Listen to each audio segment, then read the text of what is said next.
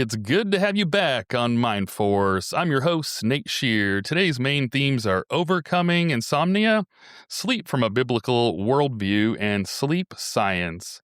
Sleep is one of those tricky things that everyone needs, few people protect, and almost no one was taught how to think about. When sleep breaks down, everything else follows: mood, focus, faith, relationships, and definitely performance. Today, we're sitting at the intersection of science, belief, and lived experience. No hacks, not hustle culture, just real understanding of rest and why it matters. Benjamin, let's start with your story. What drew you into the world of sleep in the first place? Yeah, I kind of tripped into it in some ways. I was running for a long time being a pediatrician. And for anyone who doesn't know, kind of the pathway to becoming a physician, did 4 years of undergrad, 4 years of medical school, 3 years in residency to be a pediatrician. Literally got to like my last year and finally kind of looked up and was like, is this really what I want to do? And I happened to rotate on sleep and it just really clicked. I love it just because everybody sleeps and sleep touches so many things. So it was just a really interesting area of study. Awesome. Was there a specific personal moment where sleep went from background noise to your mission? Yeah, I mean, I think a lot of my medical education experience really lended to that. I didn't think about it until actually I became an expert in sleep that I was like, I actually have a lot of experience with sleep deprivation. So, as a resident, working 90-hour kind of work weeks and just going on nights, going on days. So a lot of experience of just being totally sleep deprived and seeing the impact that that had on me, that it wasn't until maybe a couple months after my graduation where I was finally done and back to a normal schedule that I woke up one day and I was like, oh, I think I was like really depressed and like anxious and all these things. And now I feel more normal and didn't realize that I wasn't feeling normal. It's crazy too. Like, you never know, like you said, what you're missing until you're missing. My first job in the Air Force was air traffic control. And so later, I guess they've developed like crew rest syndrome or something. But Hmm. like, we used to do 2 days, two mids, and two off. And so it was the bare minimum to give you enough to get back. And Yeah. so at some points over the 5 years that I was in, I was only getting 4 hours. And that seemed, I guess, normal because I Hmm. was sleeping during the day and the sun's in. It's not very good sleep. But like you said, I remember I came off and it took a year or maybe two where I was getting 8 hours and feeling good again. And I was like, oh, Hmm. that's what that's supposed to be like. Yeah. It's crazy. I'm curious, Benjamin. We watch Grey's Anatomy and some of these shows, but I was kind of curious from your standpoint. You talked about the 90 hours. Could you kind of walk us through what, I'm sure there's no average, but what a week kind of looks like on call, sleeping, and what that kind of looks like during those times? Absolutely. So it depends upon the specialty that you're in. So Grey's Anatomy, all of those are surgical residents, and then definitely does not portray true things. I always laugh because it's like the doctor is the one who like goes to like run the CT machine to get an X-ray and or CT, and then is also the one drawing the labs and then running the labs. And I'm like, no, that's that like we're not the ones doing that. It's a team effort. But definitely a big differentiator is surgical subspecialties versus non-surgical. Classically, stereotypically, surgery tends to be more demanding hours-wise, but depending upon what program you're at and where the culture is in that specific location, that might dictate whether or not you're really hitting that 90 hours or busting that.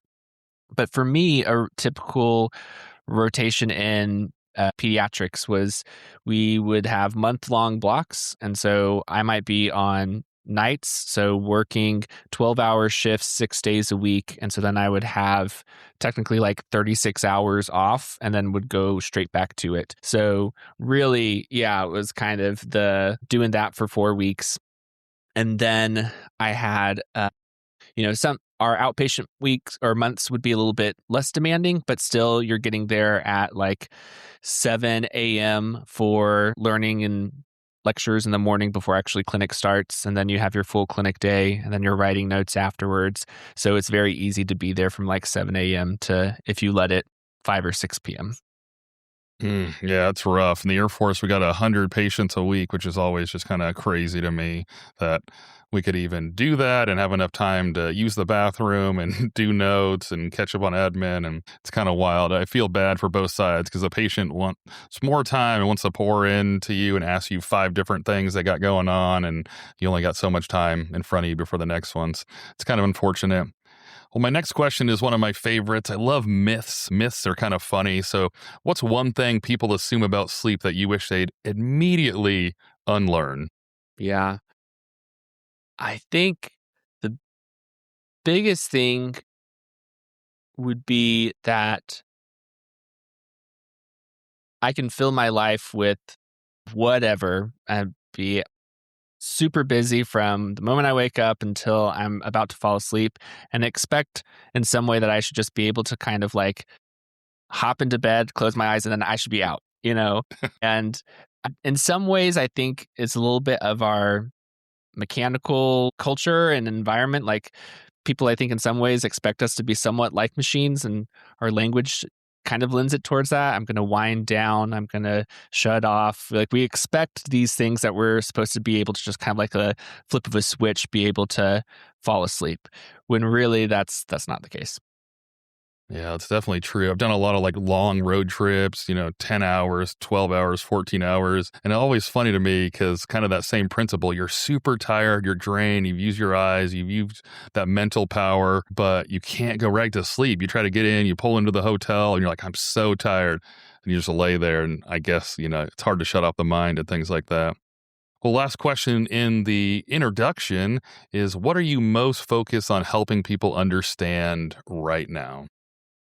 Yeah, the biggest thing right now is to maybe challenge a little bit of our postmodern perspective on sleep, that sleep is a total biological phenomenon that we want to talk about, when really there is some really interesting conversation that I like to have on this intersection of theology and medicine, and specifically trying to look at sleep from a Christian worldview and say, is there something else here that maybe we might have a little bit of a blind spot from our current lens? Not to get too meta too quickly or something like that, but in a lot of ways, there's this fallacy called the fallacy of misplaced concreteness, and that's where we can say that this phenomena is something that really exists in reality when it's not the actual thing. So in sleep, the way we talk about that is we talk about sleep in stages, non-REM 1, 2, and 3, and REM. And so if you're talking to a sleep doctor, we're going to talk to you about these brain waves that show us what stage of sleep that you're in. But the fallacy of misplaced concreteness is that's not actually your experience of sleep.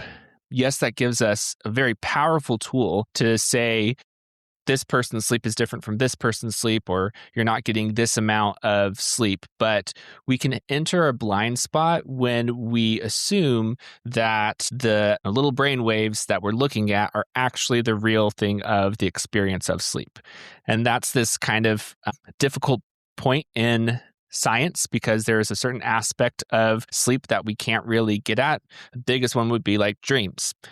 I can't draw your blood and get dream levels to be able to, understand what kind of dream you had last night. And the problem with dream research is that we rely on you as the person to remember the dreams and then be able to tell them. So there's no quote unquote objective way for us to study dreams, like I can study the blood pressure in your heart by doing a cath through one of your veins in order to kind of get to see like what are the different pressures in different areas. Like we were able to get that for blood pressure and physiology and do things of that nature. So there's this subjective experience that real quickly you can get into a conversation of like, okay, then what is consciousness? And the fact that we don't actually have a physical explanation for consciousness. Certainly we have like, brain neurological correlates for parts of what's happening in reality. So we talk about the hippocampus and a functional MRI that lights up, and that's associated with memory. And so we know that these two things are the same thing. But my memory of being at my grandparents' house on a summer day and going on the slip and slide and that whole experience stored in my brain, you're not going to find that anywhere in your brain. So that Hmm. that opens this door to this whole conversation of science is this really cool door to be able to learn so much about the world, and yet it does have its own limitations. That's awesome. Yeah, I appreciate you coming on the show. It's really cool that you found the intersection between, that spiritual realm and then also the science. Sometimes I feel like they feel like they're at odds and people believe them to be at odds. And in multiple episodes have said I completely disagree. And, seeing rainbows and, scuba diving at the depths of the water is like, those are the times I feel most connected and realize like, an intelligent, higher power was able to create all these super complicated things. Like you're saying, it's just so difficult to even wrap your head around a soul and things like that. So it's interesting. My wife's just got a book in the mail, the Biblio Diet, which is like going through the Bible and saying what you should eat and things on your, how your body reacts and things like that. I'd never really thought of like the human and Bible portions overlapping, but it's cool. You're here. This book's out there. There's a lot of good resources. So glad to see people are in this realm. But Ben, before we get too much farther, I wanted to see if you had a question for me. Yeah, I think the question I would always love to ask is there anything you want people to ask you about that something maybe you're passionate about or something you're thinking about right now that no one ever really gives you the chance to talk about? Oh, that's interesting. No, I can't think of anything that those softballs, you put them up there so you can just crush it. No, I can't really think of anything. I think the biggest thing for me would be, connecting with other people and trying to, interact with people. I've had episodes on kindness and connection and things like that. I think that would be something in that realm, trying to figure out where we overlap. Because I think we get through life through connection. We're social creatures by design. We're supposed to do things together. And so I think I would go down something along those paths where I think it's most disheartening right now, where we're more connected than we've ever been, but then also more disconnected, which is very unfortunate. I see a lot of stuff like my daughter's friend, she wrote some concerning things on one of their group messages, and it's just really disheartening and very sad to see kids as early as 11, 12 already feeling disconnected and bullying and hazing and different stuff. And I wish we'd go, I don't know what the question related to that is to key that up. But yeah, I would say be nice to each other. I don't know. That's a kind of blanket answer, I guess. But Yeah. do you have a question that stirs anything off that? Well, as say, I do have another question because I was kind of going back and forth between two. The other one, obviously, I'm a sleep doctor, so I'm always interested in people's sleep stories. I had a chance to read your bio, so I know that you've seen a lot and experienced a lot. So maybe, like what has your relationship with sleep been like? It's been pretty rough. So my first job in the Air Force was air traffic control. And so we had very set schedules. So 2 days, 2 swings, 2 mid. It was kind of the minimum amount of sleep to get you back on the next shift. Some places do different ones like 4 and 2 or 6 and 3 days. There's kind of different ones, but generally it's pretty non-standard, which I always thought was funny because when we talked to the flight docs, they were always like, we can't give you, Ambien or whatnot because your sleep schedule's too regular. Like, that's not very regular, but what they were saying was like it was planned.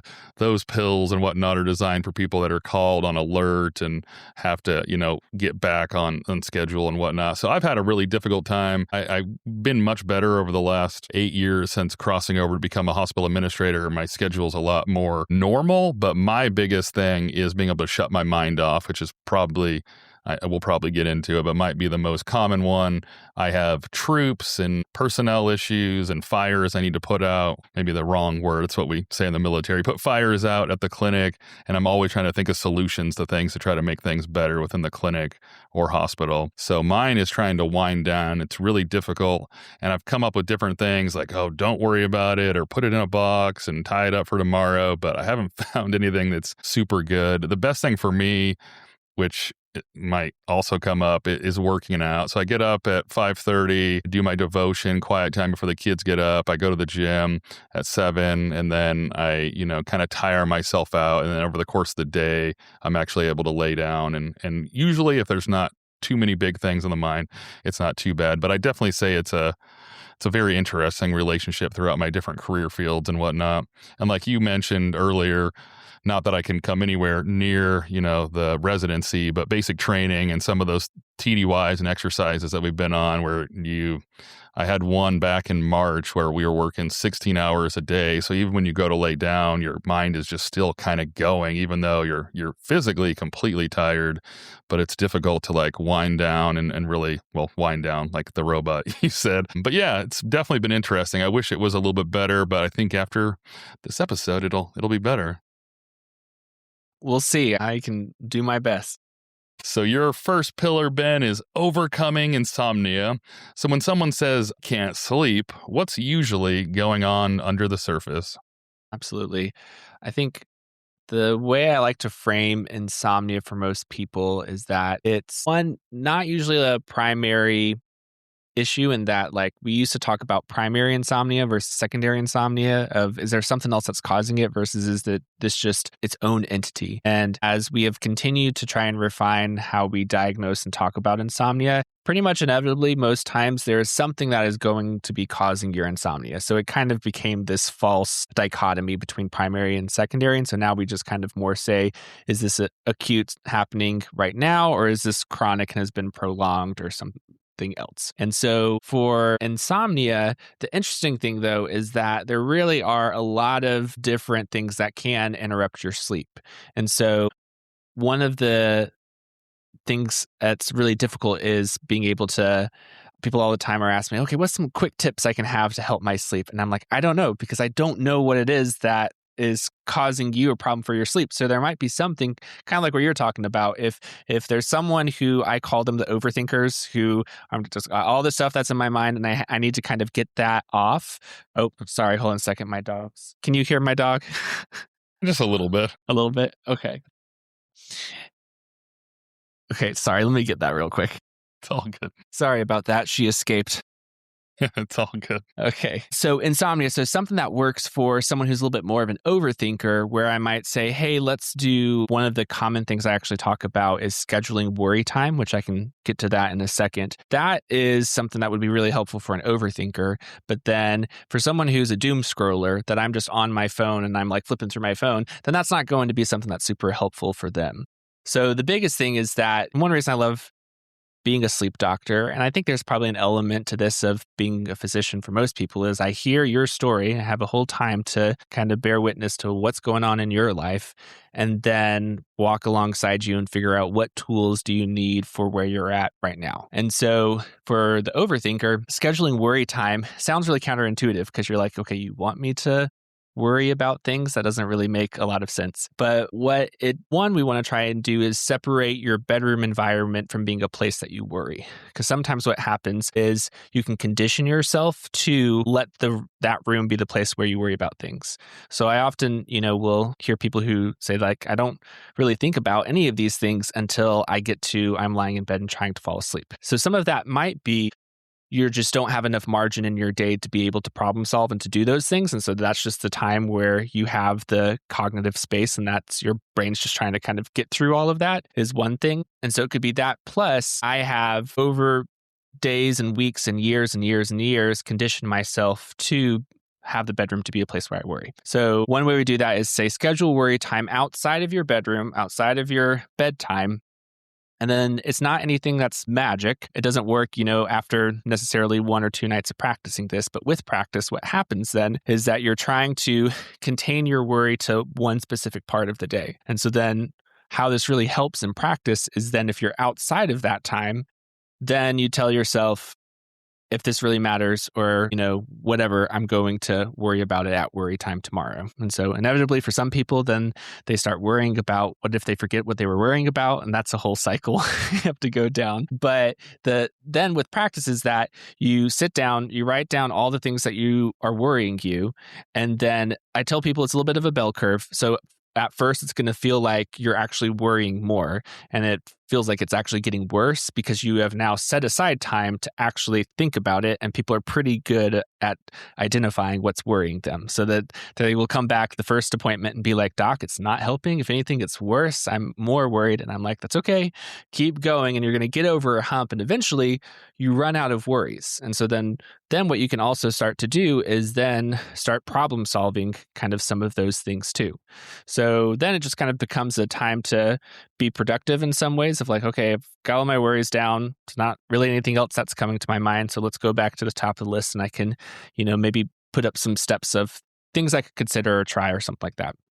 So it removes it from the bedroom, it gets it off your mind, and then it kind of contains it to one part of your day. So that way, if you're starting to think through those things, you're like, nope, I've got, 20 minutes tomorrow at worry time to be able to think about that. And for a lot of people, again, it's a practice thing. And that's the hardest part about sleep medicine is so much of this are thoughts and behaviors that are your barriers to good sleep.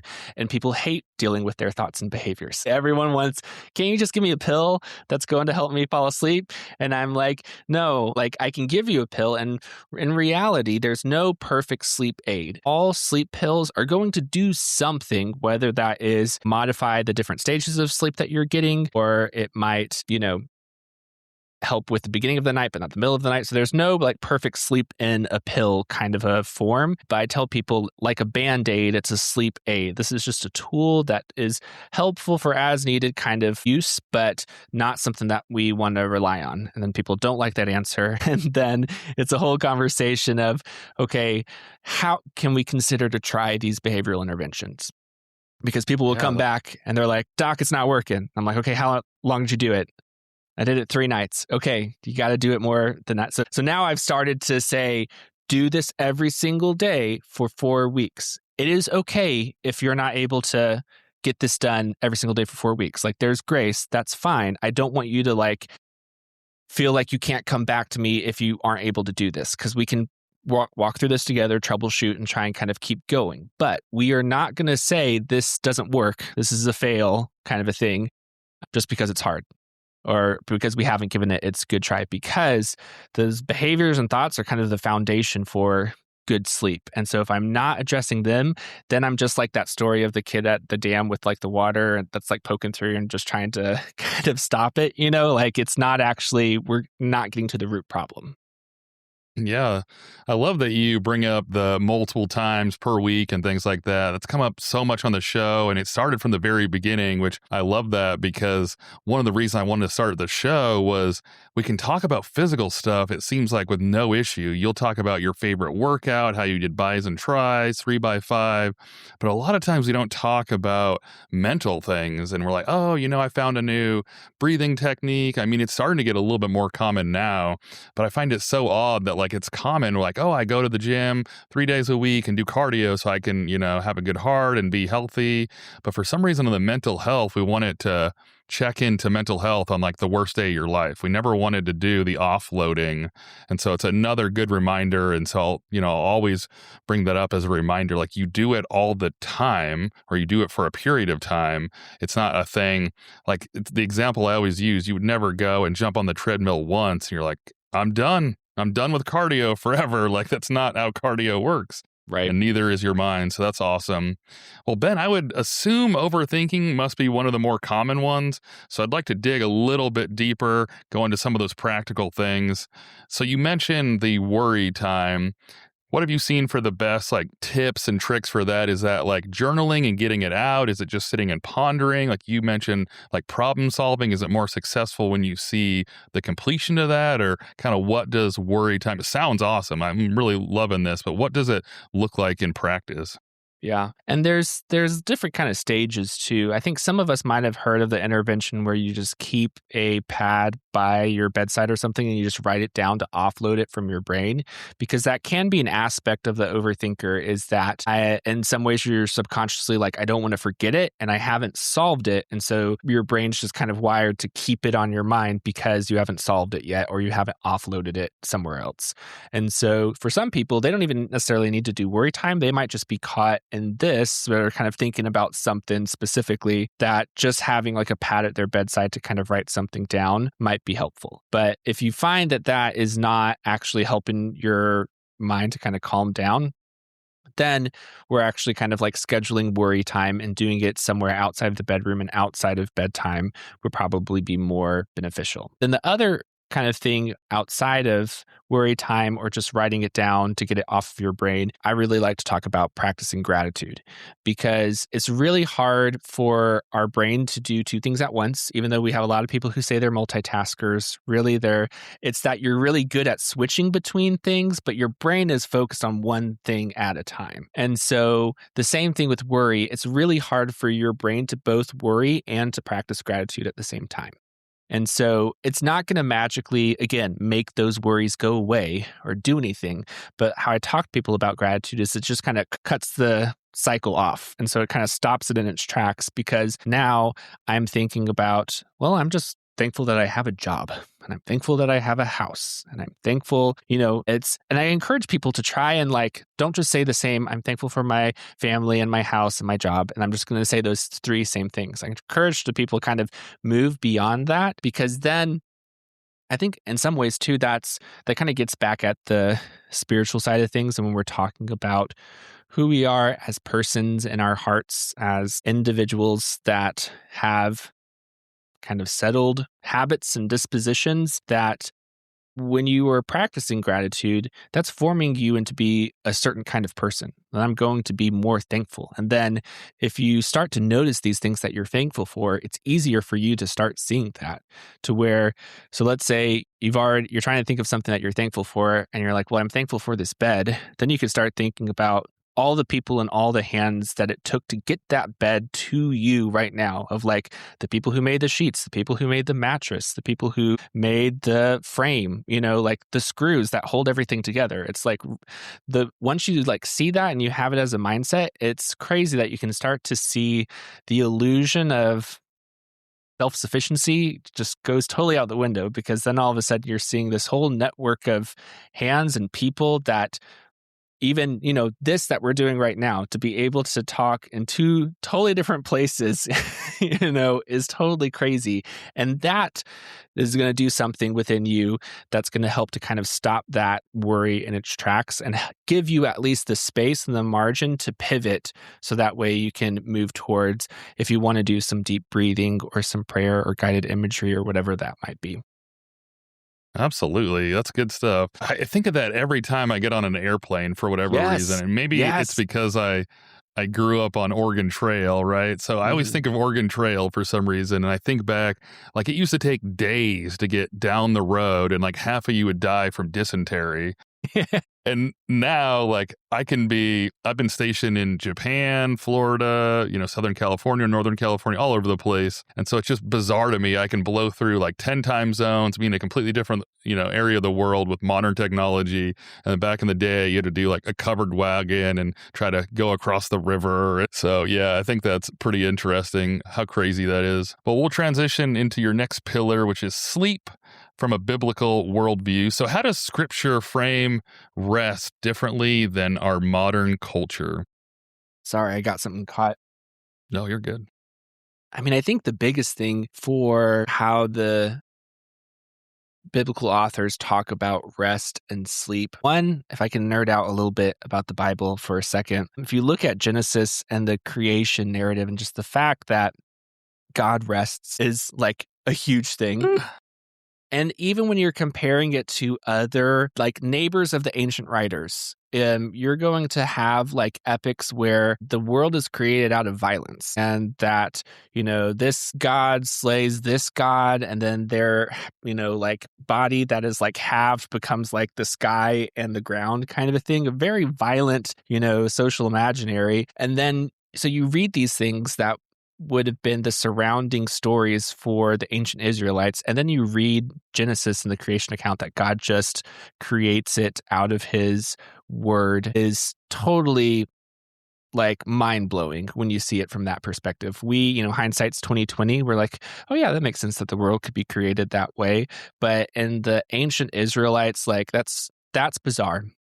But then the fact that in this kind of Eden setting, when God finally sees that something is not good in creation, the fact that Adam is alone, and goes about solving that to try and bring him Eve, sleep is a part of that narrative. And it's very interesting that God puts Adam to sleep, because in other ancient texts, it's the gods that are sleeping. It's not humans that are sleeping. Like, humans are created in one kind of ancient creation myth to do the work of the gods so the gods can sleep.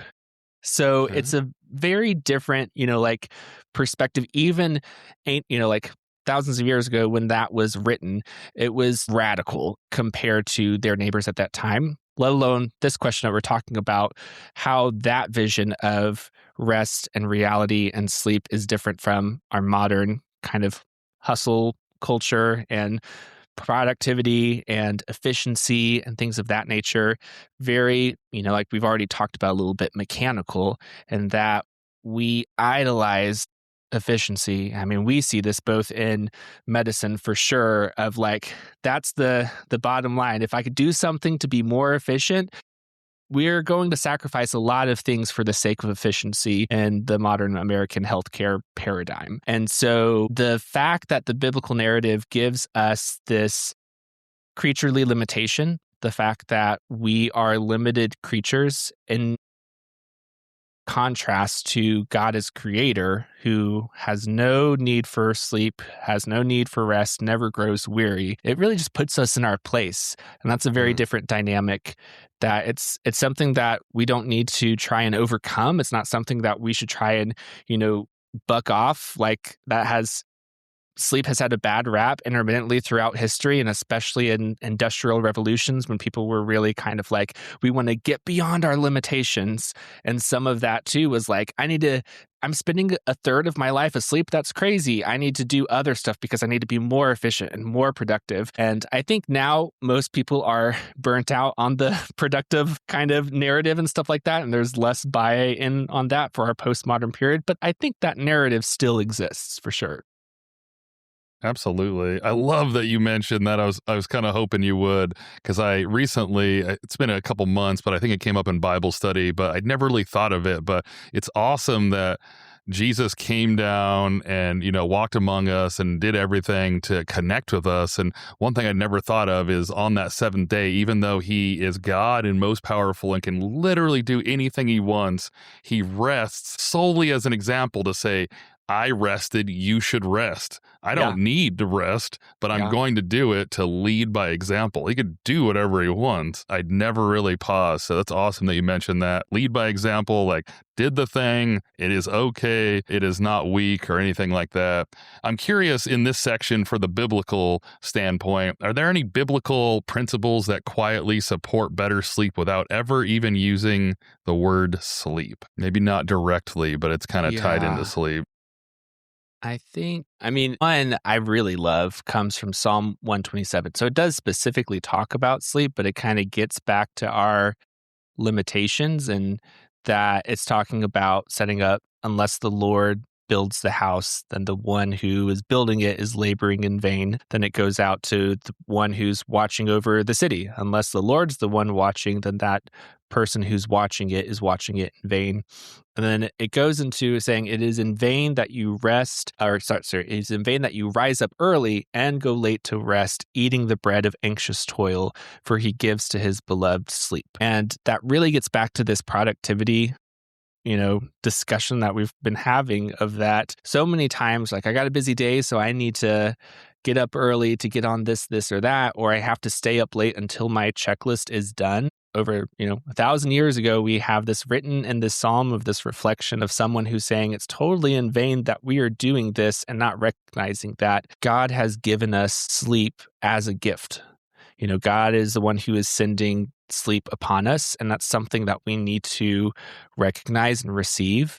And especially that in relation to the watchman or the builder, that, we can have this illusion of control, that everything that's happening in my life, I have to hustle, or I have to do all of these things in my own power in order to make it happen. And obviously the inverse is not true, that I can just lie back and be like, cool, God's got me. No, I'm not going to participate or anything. And it's in that middle place where God is inviting you to participate, but, don't be fooled for 1 minute that you were the reason why things are happening, when God is the one who is creator and sustainer over all things.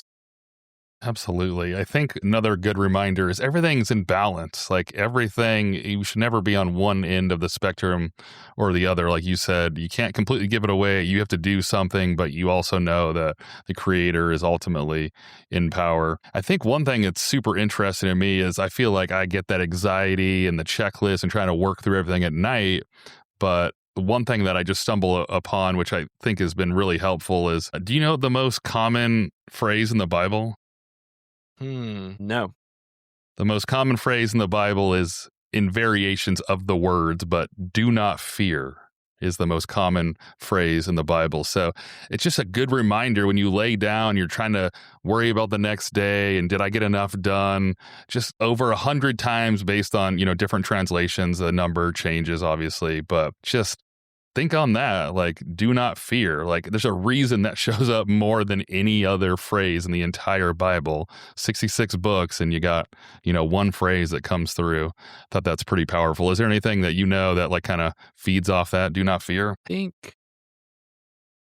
not anything that is well, I guess, there is a proverb that talks about the fear of the Lord is what leads to life, and that your sleep may be sweet and you're untouched by evil. So we're not quite talking about the same fear, but definitely, there in that there is something interesting in the biblical narrative that's talking about this is good for you. That's very difficult for us as modern readers to engage in the Bible, especially, there are very many difficult passages that reading as a modern reader, it's like, how could this be going on? But it does say in Deuteronomy where God, it's kind of the review of all of the laws of Moses. Again, it's just a reflection on that over again in Deuteronomy. And there's a verse in there that talks about that everyone else will see our laws and see how good and godly we are. And that reading that recently made me pause too, because so much of us have issues with specific verses in the Bible, or like this part here of like, oh man, I just don't understand why God would say this or why this would happen or whatever kind of a thing. But then when you go back and you read the Bible in context, especially really interesting to read like the Code of Hammurabi and different other ancient law codes, and you compared that to the law and the Torah, then you are going to see that in some ways they're actually the same. Like there are very similar things, but then also there are very different. One thing that was very prominent to me was that in other kind of ancient law codes, there was definitely like castes of people. Like, oh, if you cut off a slave's, ear, then it costs this much. But if you cut off this person's ear, it costs this much. Versus in, the Torah and the Mosaic law, for the most part, everyone is treated kind of the same. There's no caste system. Certainly there are gendered and different kind of things that I'm getting us off a little bit here. But all of that to say that, the word is good. Like God's word is good for us. And it's not written, you might hear that it's not written to you but it's written for us. It's written for our good. And so it's something that we can engage. And I think that gets back to trust. And I think this is really coming back now. So it just took me a while to get here. For sleep is really embodied trust. And that's something beautiful we have within the Christian worldview of I can fall asleep because I believe there is a God who is holding everything together. And I don't have to worry because God's got everything under control. And so in a way, it is this practice of trusting God each and every night to let go of even that illusion of control and understanding that he is sustaining and kind of working in things.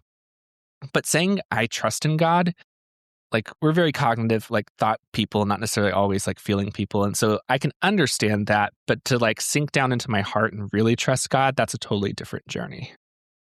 Absolutely. That's hilarious you mentioned that because we just started at church in our small group an honest look at the Bible's 7 toughest topics by Dr. Andrew. I don't know how to pronounce his last name, but it's funny because one of the main things he talks about is context. You got to read it by at which it was written. We're 2,500 years later. Yes. And so if you try to apply these things way back then on how they treated women and, fill in the blank, like they just don't make sense. And there was war and violence. But it's hilarious because he uses the same phrase, which I was going to use, but you already did. But I guess I'll repeat it because it's so good. It's written for us, but, it wasn't written to us. It was written to people, that have long come and gone. So we have to take it at what it was written at the given time. That's a really good one. Well, Ben, we'll transition to your final pillar just to kind of get a little science in it. So sleep science, what actually happens in the brain and body during healthy sleep? Yeah, we could talk about sleep in a lot of different organ systems when we're thinking biologically. Typically, sleep doctors are going to talk about it neurologically and what's happening with your brain waves, but we know that there are actually pattern differences with your heart rate, with your breathing, with your muscle tone. But in general, we talk about it neurologically. So you have non-REM, where your eyes are not moving, and that's stages 1, 2, and 3. So stage 3 you can think of as that's the deep sleep, slow wave sleep. And a lot of times I tell people that stage 3 is really good for the body. And then you have REM sleep, which is where we typically think about dreaming. And I tell people is good for the mind. Technically, all of your sleep is good for your body and good for your mind. But we do know that if you've ever heard of your sympathetic system and your parasympathetic system, so the sympathetic is that fight or flight, and then the parasympathetic is rest and digest. So you enter into sleep in parasympathetic predominant. And then for REM sleep, then kind of the sympathetic nervous system is being activated more. That's very simplistic. There's actually, like all of sleep is good for your body and for your mind. You don't technically just dream in REM. More recent research has found that you are doing some kind of dream imagery throughout all of the different stages of sleep. It's just a matter of not whether we're remembering them, if it's from our day versus the narrative. So I'm slightly simplifying here, but in general, that's what we know of sleep. And it's funny because any medical subspecialty that I talk to, if it's a cardiologist, a gastroenterologist, someone who looks at your liver, someone who looks at your kidneys or something, like sleep is going to cause some kind, or sleep disruption is going to cause some kind of derangement to any organ system. So immune system is a really interesting one. Like your immune system works better when you are well rested versus when you are sleep deprived. But one of the strongest ones that we know is cardiovascular, that your heart, your coronary arteries, your blood pressure, all of that is better neurologically when we're thinking about increased risks of dementia and Alzheimer's or things of like neurodegenerative diseases. We know that there's some link there with sleep. And so that research is always continuing and ongoing. And, we obviously don't have time to dig into all of the different details, but the rough rule of thumb is that your sleep touches every part of your body. And if you're not getting the sleep that you need, it's going to impact it somewhere. Makes sense. No wonder you picked that one. You wanted the one that just impacted everyone. You didn't want one part of the body. Well, Ben, let's try to bring it all together. You had 3 wonderful pillars. So since sleep sits at the crossroads of biology, a little bit of trust, and a little bit of behavior, what's the single most important mindset shift people need to make to finally experience real rest? I think the biggest thing that the Christian story is that we worship a God who, like I've already said, never grows weary, never needs to sleep, didn't suffer from sleeplessness, and yet entered into creation to experience suffering, to take on our suffering, which includes sleeplessness, and then died and resurrected and now is still with us in the Holy Spirit. And so the fact that we worship a God who paradoxically has never slept but has slept blows my mind. Like it's the thing I cannot get past, because in a real beautiful way, I can try to be the best doctor that I can to help you with your sleep, but I'm never going to be with every single one of my patients when you are facing your sleepless night. And insomnia can be such an isolating experience. And especially if you're married to someone who falls asleep like in 2 seconds, I have not heard something that makes someone more mad than talking about their spouse who can fall asleep at the drop of a hat. And so really the fact that the Holy Spirit is available to you and can bring you that comfort and that peace and that joy and connection in the sleepless night night like no one else in the world can. That is the one thing I want people to kind of take away from this, that if you're experiencing that tonight, you can always take that time to connect with God. That's awesome. Thank you for that. Yeah, that's hilarious. My wife has fallen asleep mid-sentence. I hope she listens to this episode. It has happened. She will probably say it has not, but mid-sentence. I don't know how that's even humanly possible. Yeah.